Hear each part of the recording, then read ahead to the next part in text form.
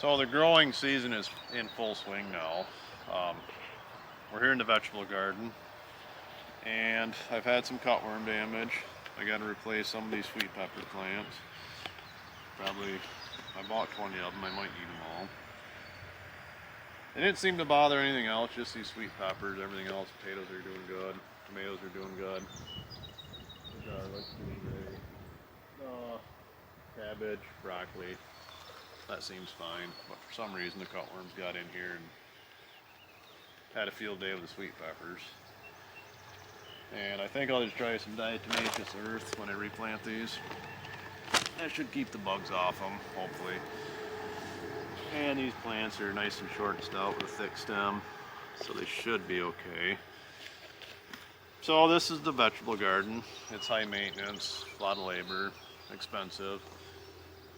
But in contrast to this, I'd like to take you over to the wildlife garden, the fruit orchard, and show you what I've got over there.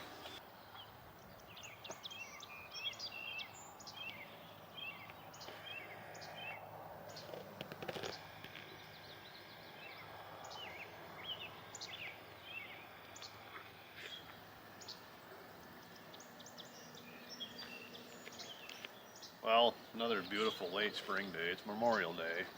Tomorrow's June 1st. We had a good shot of rain. We had some cold weather. Now it's warmed up nice. It's going to be in the mid-80s by the end of the week.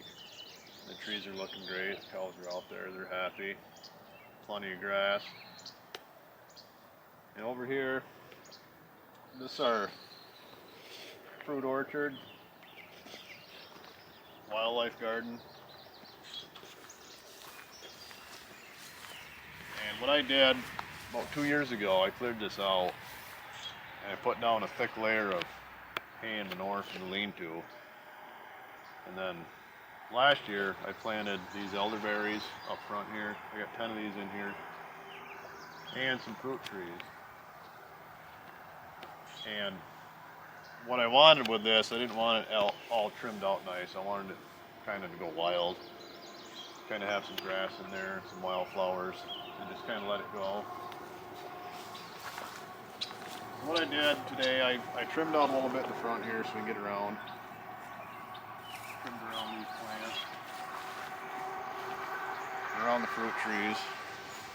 They're only a couple years old, so I need to keep trimming around them until they get up high enough. And what I've got in here, over here I've got an apricot tree. Actually, this is the plum tree.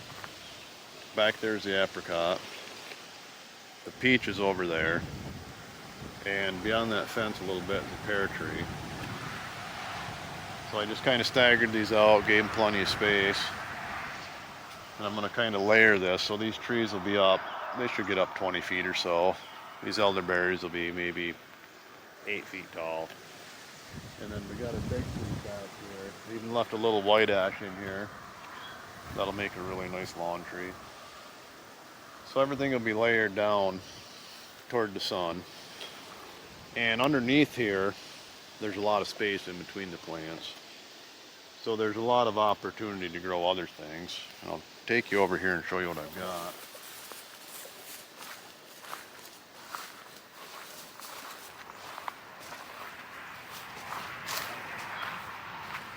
The elderberries look really great. They're really growing fast. Any spare garlic that I had, I planted in here. Just mainly just threw it in there and just pushed it down.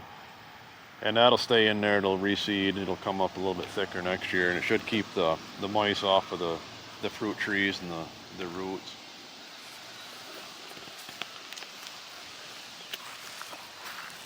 Over here we just had some extra flowers I threw there a few years ago and they came back up. We got a nice stand of hostas coming in.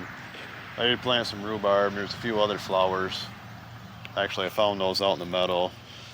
I just dug them up and put them over here. This is the pear tree. These trees are really looking good this year. I've got a good 8 inches of growth on them already. So they're doing great. Leaves are not getting chewed up at all. And This never really filled in with grass, so I took opportunity here to grow some tomatoes, because this will eventually all grow in.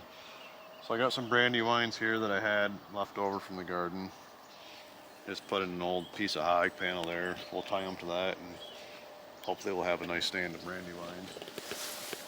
And a little bit more garlic. We just kind of threw this around here and there.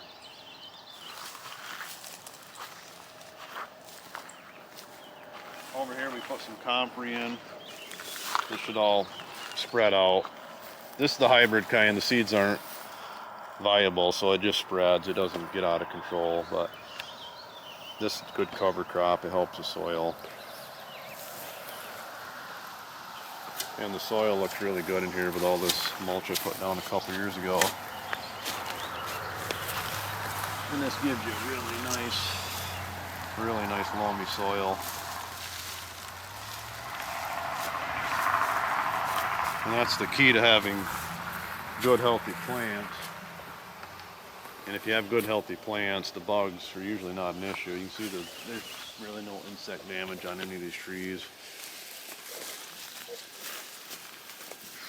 You know, it looks pretty good.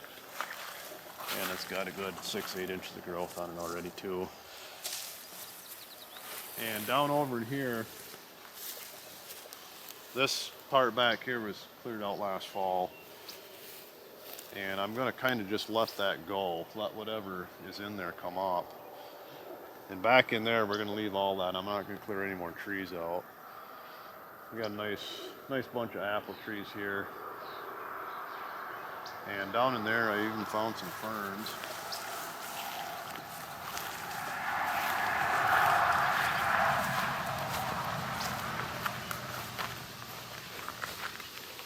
When you clear out stuff like this, you really don't know what's going to come up, because once it's opened up, there's seeds that have been in there for years that'll sprout.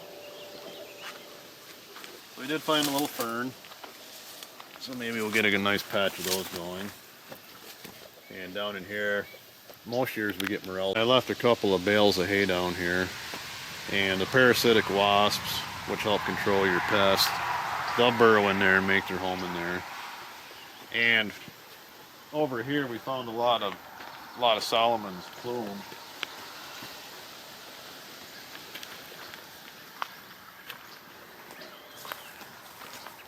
This flower here.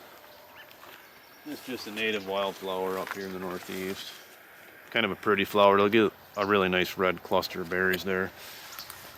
And down in here we found a lot of it. Which is also edible. You can eat the roots if you dig them early. These berries are edible. A lot of people don't like them, but you can eat them if you like. And down over here, a few of these shrubs I'm going to leave in. This is a nanny berry. Over here we got a nice honeysuckle bush, which is supposedly invasive, but I like them. I don't really buy into the invasive thing, but we're going to leave that there. Got a couple of white ash trees. Got a nice one here. Another one up there.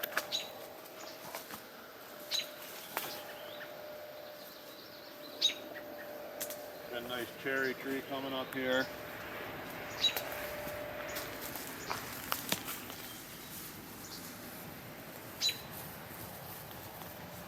And once you open things up, these trees will really take off, and they'll get a really nice canopy on and make a great tree.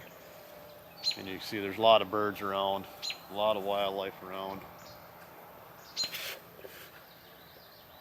And next year I'd like to work on getting a nice spot in there to sit, build a bench, build a seating area.